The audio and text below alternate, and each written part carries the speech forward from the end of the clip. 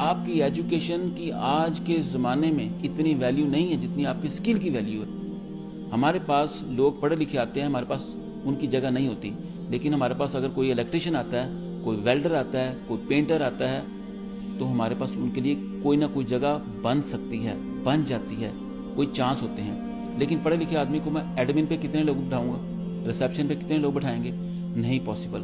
ان کو اسکل نہیں آتی. لوگ اپنا اکثر ضائع کر دیتے ہیں وقت پڑھنے کے دوران. یاد رکھیے گا, میٹرک کے بعد اگلے 6 سال میں آپ کو پڑھائی کے ساتھ ساتھ کوئی نہ کوئی اسکل پہ ضرور کام کرنا چاہیے.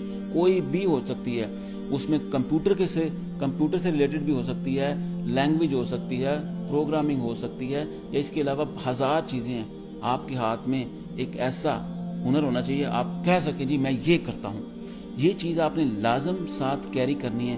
آپ سب کو کسی کو سی وی بھیج دیں گے یا ڈگریاں بھیج دیں گے, یقین کریں آج کے زمانے میں ڈگریاں بس پکوڑے رکھنے کے کام آتی ہیں.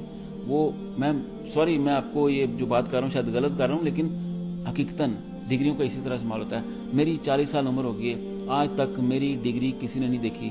جس نے بھی مجھے جاب پہ رکھا اس نے بولا بیٹھو کام کر کے دکھاؤ, اگر کر سکتے ہو تو چلو کرتے ہیں.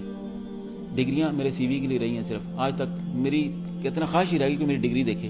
لیکن اینی ویز